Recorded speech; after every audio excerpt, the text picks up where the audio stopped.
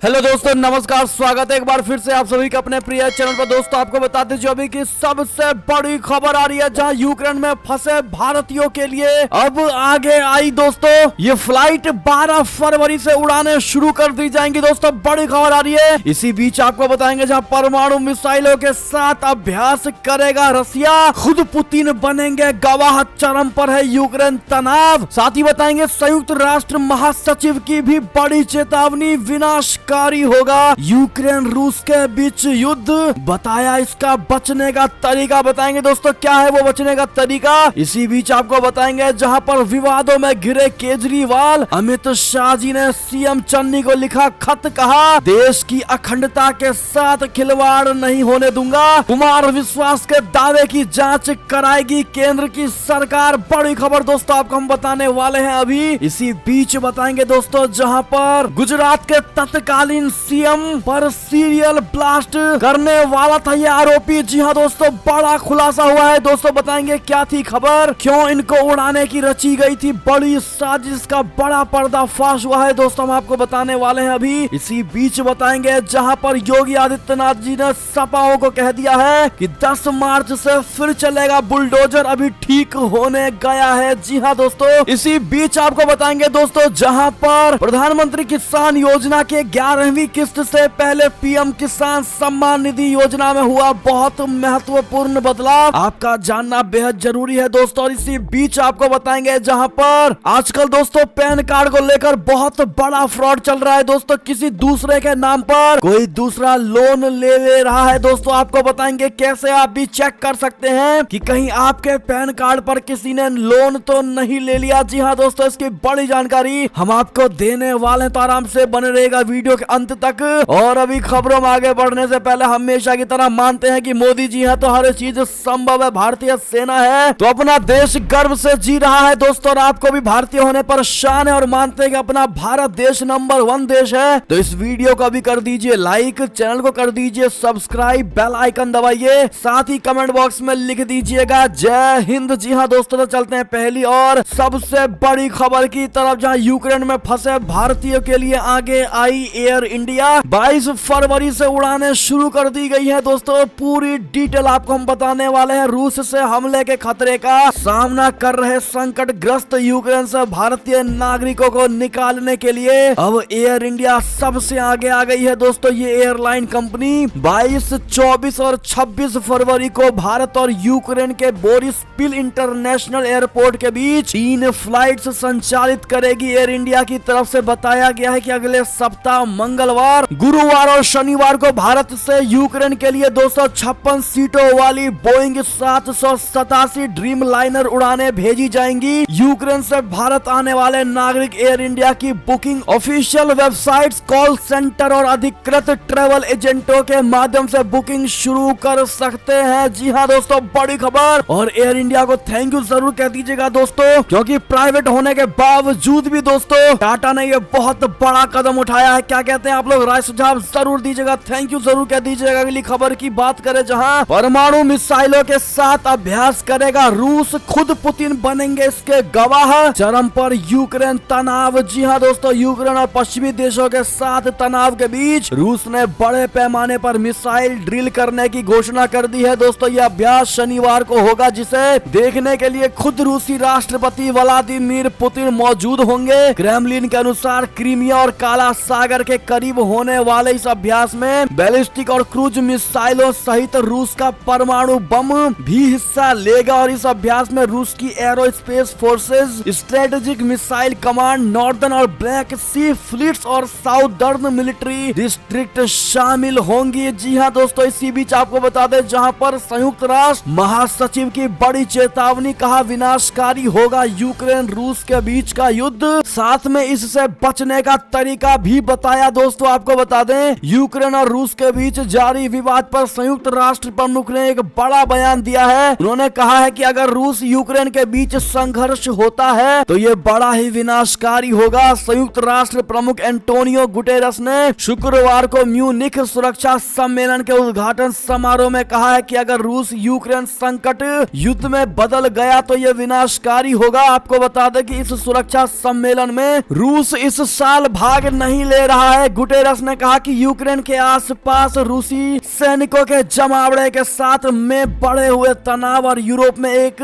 सैन्य संघर्ष के बारे में अटकलों को लेकर बहुत चिंतित हूँ। उन्होंने चेतावनी देते हुए कहा है कि अगर ऐसा हुआ तो ये विनाशकारी होगा। उन्होंने इसे टालने का तरीका बताते हुए कहा कि कूटनीति ही एकमात्र विकल्प है और इसका कोई विकल्प नहीं है। जी हाँ दोस्तों, आप क्या कहते हैं? क्या कूटनीति से इसको हल किया जा सकता है? दोस्तों हाँ या ना में जवाब आप लोग जरूर दीजिएगा। अगली खबर की बात करें जहां पर एक और सबसे बड़ी खबर आ रही है, जहां विवादों में घिरे अरविंद केजरीवाल। अमित शाह ने सीएम चन्नी को लिखा खत, कहा देश की अखंडता से खिलवाड़ नहीं होने दूंगा। जी हाँ दोस्तों, आम आदमी पार्टी संयोजक और दिल्ली के मुख्यमंत्री को लेकर कुमार विश्वास के दावे पर सियासी घमासान तेज होता जा रहा है। दोस्तों इसे लेकर भारतीय जनता पार्टी और कांग्रेस दोनों केजरीवाल पर हमलावर हैं। पंजाब के सीएम चरणजीत सिंह चन्नी ने इस संबंध में गृह मंत्री अमित शाह को चिट्ठी लिखकर गंभीर आरोप लगाए हैं। अमित शाह ने इसका जवाब दिया है। दोस्तों गृह मंत्री अमित शाह ने पंजाब के सीएम को लिखे पत्र में उन्हें आश्वासन दिया है कि भारत सरकार ने मामले को गंभीरता से ले लिया है और वो व्यक्तिगत रूप से यह सुनिश्चित करेंगे कि मामले को विस्तार से देखा जाए। पंजाब के सीएम ने गृह मंत्री को पत्र लिखकर आरोप लगाया था कि प्रतिबंधित संगठन सिख फॉर जस्टिस आम आदमी पार्टी के संपर्क में है। जी हाँ दोस्तों, अमित शाह ने लिखा है। आप भी दोस्तों ये खत देख पा रहे होंगे जिसमें अमित शाह ने लिखा है कि देश की एकता और अखंडता से खिलवाड़ की किसी को भी इजाजत नहीं दी जाएगी। भारत सरकार ने इसे अत्यंत गंभीरता से लिया है दोस्तों, और मैं इस मामले की गहराई से जांच करवाऊंगा। जी हाँ दोस्तों, दरअसल क्या कहा था कुमार विश्वास ने, हम आपको बता रहे हैं दोस्तों। कुमार विश्वास ने बुधवार को दिल्ली के मुख्यमंत्री और अपने पूर्व साथी अरविंद केजरीवाल पर बड़ा आरोप लगाया। उन्होंने कहा कि अरविंद केजरीवाल पंजाब में अलगाववादियों के समर्थक थे। कुमार विश्वास ने कहा कि केजरीवाल ने एक बार उनसे कहा था कि वे या तो पंजाब के मुख्यमंत्री बनेंगे या स्वतंत्र राष्ट्र खालिस्तान के पहले प्रधानमंत्री बनेंगे। जी हाँ दोस्तों, और कुमार विश्वास के इसी दावे के बाद पूरे पंजाब में खास करके पूरे भारत में दोस्तों तहलका मच गया, जिसके बाद अब सीएम चन्नी ने अमित शाह से रिक्वेस्ट की है दोस्तों, अपील की है इस पर एक्शन लेने के लिए। और अमित शाह ने चन्नी को भरोसा दिलाया है कि देश की अखंडता के साथ खिलवाड़ नहीं होगा, मैं इस पर एक्शन जरूर लूंगा। अगर आप भी अमित शाह जी के इस बात का समर्थन करते हैं दोस्तों और मानते हैं कि भारत देश के साथ जो भी खिलवाड़ करेगा उसको सजा मिलनी ही चाहिए दोस्तों, तो इस पर जांच होनी चाहिए। जरूर कमेंट में लिखिएगा दोस्तों, कितने भाई बहन चाहते हैं कि जांच हो, बताइएगा जरूर और भारी मात्रा में कमेंट करिएगा। अगली खबर की बात करें जहां पर अहमदाबाद धमाके को लेकर बहुत बड़ा खुलासा हुआ है दोस्तों। सीरियल ब्लास्ट के निशाने पर थे गुजरात के तत्कालीन सीएम, मजिस्ट्रेट के सामने आरोपी का बहुत बड़ा कबूलनामा। जी हाँ दोस्तों, अहमदाबाद सीरियल ब्लास्ट मामले पर एक बहुत बड़ा खुलासा हुआ है। चीफ पब्लिक प्रोसिक्यूटर सुधीर ब्रह्म भट्ट ने कहा है कि एक आरोपी ने कबूल किया है कि गुजरात के तत्कालीन सीएम नरेंद्र मोदी इस हमले के निशाने पर थे। उन्होंने कहा कि 2008 के अहमदाबाद ब्लास्ट मामले में आज एक विशेष अदालत ने फैसला सुनाया। आरोप तय करने के दौरान एक आरोपी ने मजिस्ट्रेट के सामने अपने बयान में कबूल किया है कि गुजरात के तत्कालीन सीएम नरेंद्र मोदी इस हमले के निशाने पर थे। जी हाँ, अहमदाबाद की एक विशेष अदालत ने शहर में 2008 में हुए सिलसिलेवार बम धमाकों के मामले में 38 दोषियों को शुक्रवार को मौत और 11 अन्य को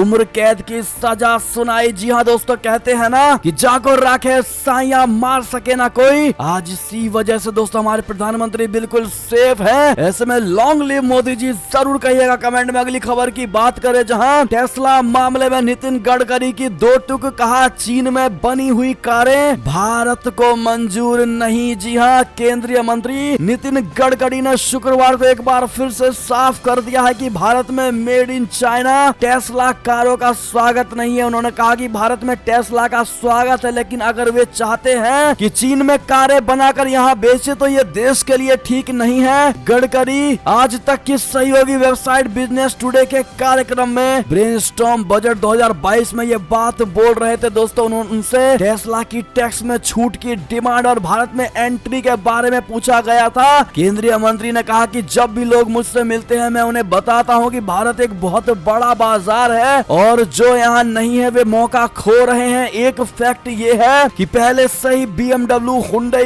टोयोटा ये सभी कंपनियां अच्छी क्वालिटी के साथ आ रही हैं और रिसर्च भी कर रही हैं। यहाँ तक कि टाटा और महिंद्रा जैसी भारतीय कंपनियां नए रिसर्च पर काम कर रही है। नई टेक्नोलॉजी से बिजली को ईंधन के रूप में यूज किया जा रहा है। लेकिन दोस्तों टेस्ला को लेकर इनकार कर दिया है गडकरी जी ने। कहा है चाइना में बनाकर भारत में नहीं बेच सकते, ये भारत के लिए बहुत ही गलत बात होगी। जी हाँ दोस्तों, अगर उनको कार ही बेचनी है तो भारत में बनाए और भारत में बेचे। आप क्या कहते हैं दोस्तों नितिन गडकरी के बात का? अगर आप भी समर्थन करते हैं तो जिन्होंने वीडियो नहीं लाइक किया है दोस्तों प्लीज लाइक कर दीजिएगा। अगली खबर की बात करें, जहां पाकिस्तान में लोकतंत्र का गला घोट रहा इमरान खान, मुल्क में हो रही है तानाशाही की वापसी, विपक्ष का बड़ा ही सनसनीखेज दावा। जी हाँ दोस्तों, पाकिस्तान में इन दिनों राजनीतिक भूचाल आया हुआ है। पड़ोसी मुल्क के प्रधानमंत्री इमरान खान के खिलाफ विपक्ष ने मोर्चा खोला हुआ है और जल्द ही उनसे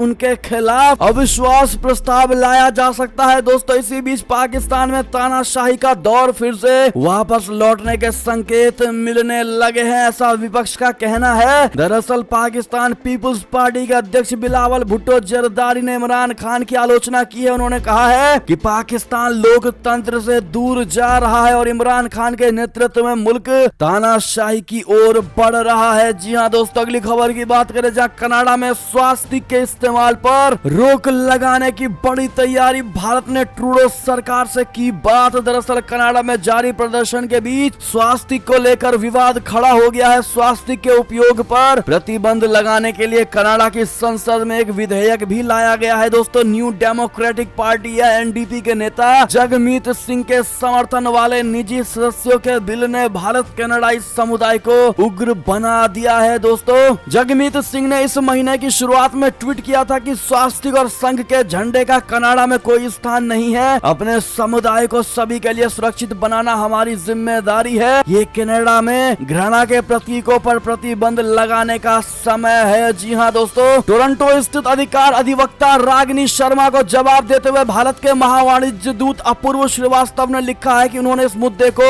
औपचारिक रूप से कनाडा सरकार से बात किया है और इस संबंध में कनाडाई समूहों से प्राप्त याचिकाओं को उनके साथ साझा किया है। जी हाँ दोस्तों, अगली खबर की बात करें, जहां पर ब्रिटेन ने रूस के साथ तनाव के बीच गोल्डन वीजा व्यवस्था कर दिया है खत्म। जी हाँ दोस्तों, क्या होता है ये हम आपको बताते हैं। ब्रिटेन की सरकार ने गुरुवार को कहा कि सुरक्षा चिंताओं के बीच अमीर विदेशी निवेशकों को निवास की पेशकश करने वाली तथा कथित गोल्डन वीजा व्यवस्था को वो समाप्त कर रहा है। गौरतलब है कि ब्रिटेन पर लगातार रूस के साथ अपने संबंधों की समीक्षा करने का दबाव बन रहा था। ब्रिटेन के गृह मंत्रालय ने कहा कि टियर 1 निवेशक वीजा व्यवस्था ने भ्रष्ट अमीर लोगों को ब्रिटेन में पहुंच के अवसर प्रदान किए हैं। अगली खबर की बात करें दोस्तों, जहां यूक्रेन पर हमले का खतरा बढ़ा, रूस से मुकाबले के लिए इन सीक्रेट अड्डों पर सेना हथियार जुटा रहे हैं नाटो के देश। जी हाँ, रूस और यूक्रेन के बीच जंग छिड़ने का खतरा अभी टला नहीं। करीब 1.5 लाख से ज्यादा रूसी सैनिक अब भी यूक्रेन की सीमा के आसपास डटे हुए हैं। रूस के हमले से यूक्रेन को बचाने के लिए नाटो देश एक साथ आ गए हैं। दोस्तों बता दें, नाटो यानी नॉर्थ अटलांटिक ट्रीटी ऑर्गेनाइजेशन, जिसमें 30 देश शामिल हैं। रूस और यूक्रेन के बीच जारी तनाव की वजह से भी नाटो को ही माना जा रहा है। नाटो में शामिल होने के लिए यूक्रेन कोशिश कर रहा है, लेकिन रूस इसके खिलाफ है। रूस के खिलाफ नाटो देशों की गोलबंदी शुरू हो चुकी है। दोस्तों यूक्रेन के पड़ोसी देशों में नाटो देशों ने सैनिक हथियार और सैन्य वाहन पहुंचाने शुरू कर दिए हैं। अगली खबर की बात करें दोस्तों, जहां पर केपी शर्मा ओली की शरण में पहुंचे नेपाली प्रधानमंत्री, चीन बनाम अमेरिका की जंग से सरकार पर भारी संकट। बता दें, चीन बनाम अमेरिका की जंग से एक बार फिर से नेपाल सियासी भंवर में फंसता दिखाई दे रहा। नेपाल में सत्तारूढ़ गठबंधन में शामिल सीपीएन माओवादी के नेता पुष्प कमल दहल प्रचंड के सरकार से अलग होने की चेतावनी के बाद अब प्रधानमंत्री शेर बहादुर देउबा पूर्व प्रधानमंत्री केपी शर्मा ओली की शरण में पहुंच गए हैं। दोस्तों ये पूरा विवाद अमेरिका के मिलेनियम चैलेंज कारपोरेशन को लागू लेकर रहा है, जिसका चीन समर्थक गुट विरोध कर रहा है। जी हाँ दोस्तों, काठमांडू पोस्ट अखबार के मुताबिक प्रचंड का धड़ा अमेरिका से 50 करोड़ डॉलर की सहायता नहीं लेने के फैसले पर अड़ा हुआ है। इससे पहले प्रचंड ने देउबा से मांग की थी कि एमसीसी को लेकर और ज्यादा बैठक की जाए। माना ये जा रहा है कि सत्तारूढ़ गठबंधन में एमसीसी को लेकर आम सहमति बनने की संभावना धूमिल हो गई है। जी हाँ दोस्तों,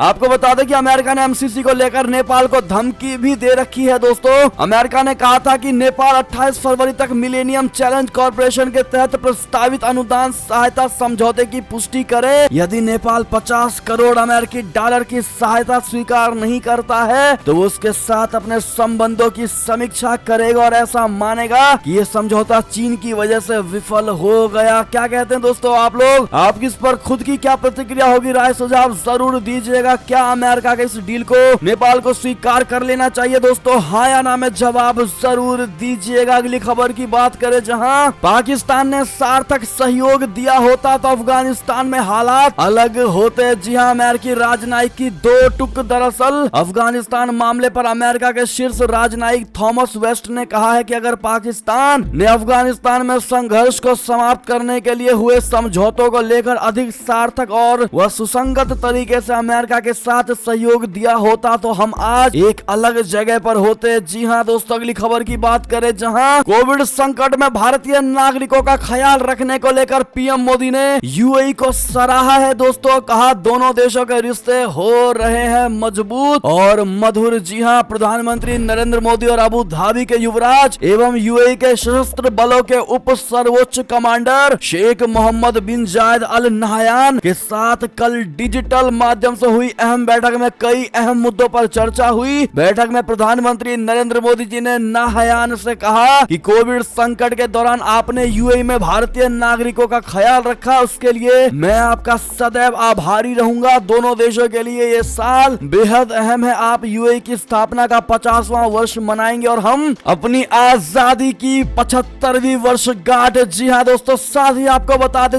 हिमाचल प्रदेश से बड़ी खबर, मुख्यमंत्री जयराम ठाकुर दिल्ली एम्स में भर्ती, सीने में दर्द की थी शिकायत। जी हाँ दोस्तों, गेट वेल सून जरूर कह दीजिएगा इनको। अगली खबर की बात करें, जहां दिल्ली से आम आदमी पार्टी की निगम पार्षद गीता रावत घूस लेते गिरफ्तार, मूंगफली व्यापारी के जरिए लेती थी रिश्वत का पैसा। जी हाँ दोस्तों, दिल्ली में आम आदमी पार्टी की निगम पार्षद गीता रावत को सीबीआई की एंटी करप्शन ब्रांच ने रंगे हाथों रिश्वत लेते गिरफ्तार किया है। दिल्ली में सरकारी काम करने के लिए रिश्वत की डिमांड की गई थी। आरोपी महिला प्रदेश के उप मुख्यमंत्री मनीष सिसोदिया के पड़पड़गंज विधानसभा क्षेत्र स्थित विनोद नगर वार्ड से पार्षद है। और दोस्तों, आम आदमी पार्टी कहती है कि उसकी पार्टी में कोई भी ब्लैक मनी नहीं होता है दोस्तों, और कोई बड़ी घूसखोरी नहीं होती है। लेकिन दोस्तों, अब खुद लाइव पकड़े जा रहे हैं उनके पार्षद, उनके नेता। आप क्या कहना चाहेंगे दोस्तों आम आदमी पार्टी को लेकर? कमेंट में जरूर बताइएगा। अगली खबर की बात करें, जहां गधा चोरी के आरोप में कांग्रेसी नेता अरेस्ट, गधे के साथ मनाया था केसीआर का जन्मदिन। जी हाँ दोस्तों, Telangana national student union of India के अध्यक्ष और कांग्रेस नेता वेंकट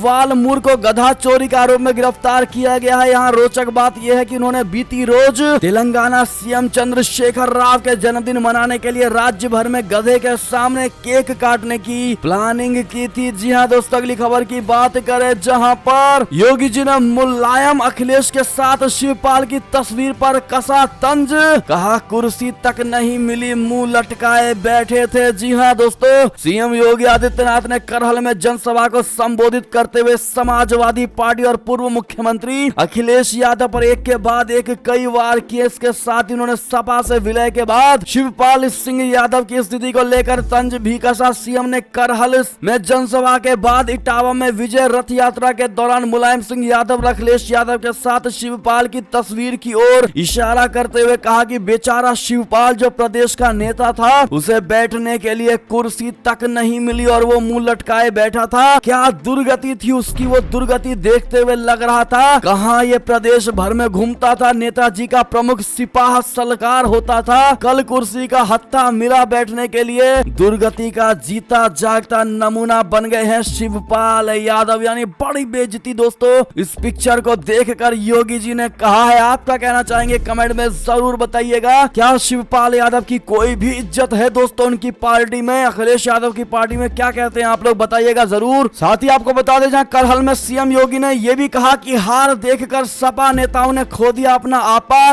10 मार्च के बाद फिर चलेगा बुलडोजर, अभी ठीक होने गया है। जी हाँ दोस्तों, साथ ही आपको बता दें जहां 2 में से 1 बच्ची की फीस माफ करने की तैयारी में है यूपी सरकार, विभाग जुटा रहा है आंकड़े। जी हाँ दोस्तों, एक स्कूल में पढ़ने वाली 2 लड़कियों में से 1 की फीस माफ करने के लिए बेसिक शिक्षा विभाग ने सरकार पर आने वाले वित्तीय भार के आकलन के लिए आंकड़े जुटाने शुरू कर दिए हैं। मुख्यमंत्री योगी आदित्यनाथ ने 2 अक्टूबर 2021 को घोषणा की है कि एक संस्था में 1 से अधिक बच्चियां पढ़ रही हो तो दूसरी बच्ची की फीस माफी के लिए संस्था को प्रोत्साहित किया जाए या फिर इसकी प्रतिपूर्ति यूपी सरकार करेगी। अगली खबर की बात करें जहां पर महाराष्ट्र में बर्ड फ्लू ने दी दस्तक, 100 मुर्गियों की मौत से मचा हड़कंप, मारे जाएंगे 25,000 पक्षी। जी हाँ दोस्तों, देश में कोरोना वायरस संकट के बीच बर्ड फ्लू ने दस्तक दे दी और महाराष्ट्र के ठाणे जिले में स्थित एक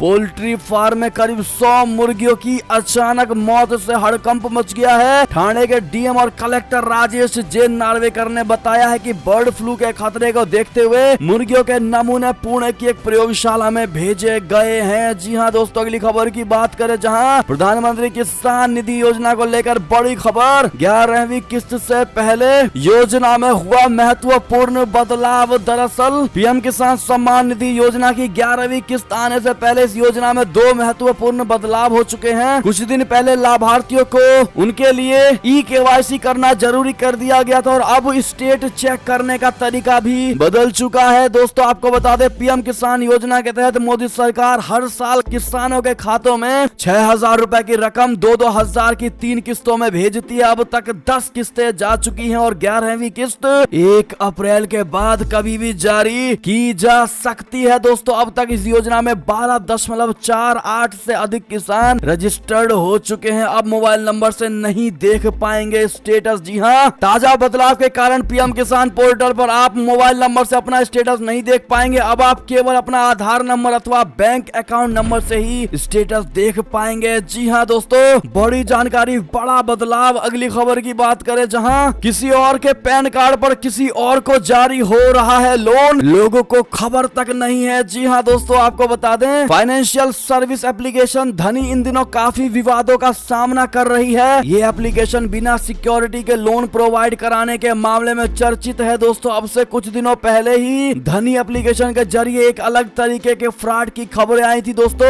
अब जो बड़ी खबर आ रही है जहां पर इस केस में उजागर हुआ कि लोगों को पता तक नहीं है कि और उनके पैन कार्ड पर कंपनी ने किसी और को लोन दे दिया है। ऐसे में लोगों की चिंताएं काफी बढ़ गई और लोगों के जहन में सवाल है कि कहीं उनके पैन कार्ड का भी गलत इस्तेमाल तो नहीं हो रहा है। जी हाँ दोस्तों, हम आपको ऐसा स्टेप बता रहे हैं जिसके जरिए आप घर बैठे मिनटों में चेक कर सकते हैं कि आपके पैन कार्ड पर कोई लोन इशू हुआ है या नहीं। जी हाँ दोस्तों, कैसे चेक कर सकते हैं आप दोस्तों फ्रॉड हुआ है नहीं, हमने स्क्रीन पर ये लिस्ट दे दी है दोस्तों, आप पढ़ पा रहे होंगे। ये स्टेप से दोस्तों आपको स्टेप फॉलो करने होंगे और आराम से वेबसाइट पर जाकर चेक कर सकते हैं। जितने भाई बहन नए हमारे चैनल पर दोस्तों बिना सब्सक्राइब किए, बिना बेल आइकन दबाए दोस्तों मत जाइएगा, हम जरूरी खबरें ऐसे ही आपके सामने लेकर आते रहते हैं। साथ ही आपको बता दें दोस्तों, जहां पर SBI अकाउंट होल्डर्स के लिए बड़ी खुशखबरी, सिर्फ 342 रुपए में पाए 4 लाख का बम्पर फायदा। कैसे? कोरोना कहर के बाद आम लोगों में बीमा को लेकर समझदारी बढ़ी है। सरकार भी समाज के हर तबके तक बीमा की पहुंचाने के लिए बहुत कम पैसों में इंश्योरेंस की सुविधा दे रही है। दोस्तों इसी क्रम में सरकार की स्कीम प्रधानमंत्री सुरक्षा बीमा योजना और प्रधानमंत्री जीवन ज्योति बीमा योजना यानी PMJJBY है, जो आपको 4 लाख रुपए तक का कवर दे रही है। सबसे खास बात यह है, इसके लिए आपको सिर्फ 342 रुपए ही देने होंगे। जी हाँ दोस्तों, आप DFS ऑफिशियल ये ट्वीट देख पा रहे होंगे दोस्तों, कैसे आप लाइफ कवर 2 लाख से लेकर 4 लाख तक का पा सकते हैं। दोस्तों क्या है प्रधानमंत्री सुरक्षा बीमा योजना, क्या है प्रधानमंत्री जीवन ज्योति बीमा योजना, ये सब इंफॉर्मेशन हमने स्क्रीन पर दे दी, आप देख पा रहे होंगे। और ऐसे में दोस्तों ये थी अब तक की सारी बड़ी खबरें। आपको हमारी खबर कैसी लगी? आशा करता हूँ बहुत अच्छी लगी होगी। अगर थोड़ी भी अच्छी लगी है तो इस वीडियो को भी अपने भाई बंधुओं में व्हाट्सएप, फेसबुक, ट्विटर के जरिए पूरे भारत में शेयर करना बिल्कुल मत भूलिएगा दोस्तों। और अभी कर दीजिए इस वीडियो को लाइक, चैनल को कर दीजिए सब्सक्राइब, बेल आइकन दबाइए, साथ ही कमेंट बॉक्स में लिख दीजिएगा जय हिंद जय भारत। तो मिलते हैं आपसे अगली बड़ी खबर में दोस्तों, तब तक अपना ख्याल रखिएगा और खबरों का सिलसिला लगातार हमारे चैनल पर जारी है, तो अपडेट रहना बिल्कुल मत भूलिएगा दोस्तों और अगली खबर का इंतजार करिएगा। मिलते हैं हम आपसे अगली बड़ी खबर में, तब तक के लिए जय हिंद जय भारत, जय श्री राम, वंदे मातरम, हर हर महादेव।